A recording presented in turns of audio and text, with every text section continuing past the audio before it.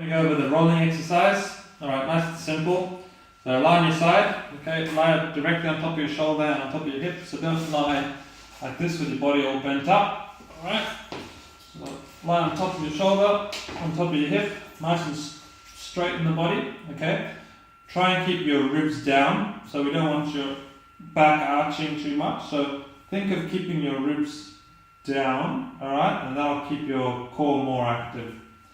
So now what you're going to do, first of all, is always think of bracing the core. Alright, so pushing out into your fingers. So you can put your hands on here, then try and push your tummy muscles, tense them up, and keep them tense the whole time. Alright, next step, we're going to lift this top leg, and we're going to turn it, the foot in slightly, okay? So you don't want the foot like this too much. Alright, so we want the foot just slightly turned in. And then what we're going to do from here is we initiate the movement with our eyes and our head.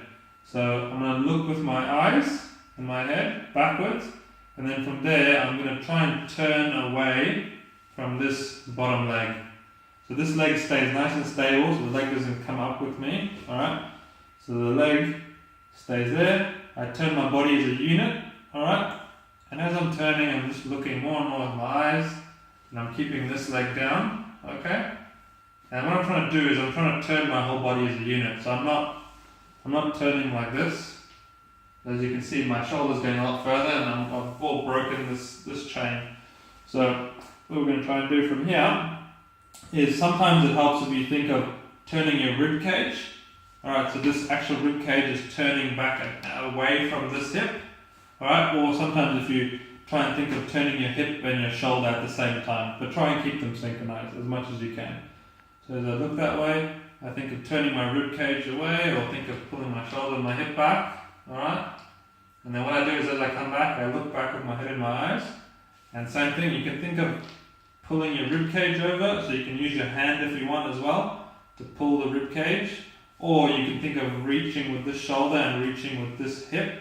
So reaching over, like that. Very similar concepts, but they'll get the same result. The main thing as well is to keep a nice and steady trunk. So don't let the ribs come out, okay? Always think of keeping your ribs down, because every time you come like this, you're going to overactivate your back muscles. Alright? So once again, nice and slow, legs up, bracing the core, okay? Look with my head and my eyes. I'm going to turn my core back, turn my trunk backwards, like that, okay? Then I'm going to look back that way. Then I'm going to turn my core this way, keeping my core nice and tight. Good. Look there. Roll over. Same thing, look back. Good. Look back with my eyes. Turn my core. Turn over, and good. So you'll feel a lot of it in the glute on this side, as well as the abs, and a little bit of work getting done on your bottom leg.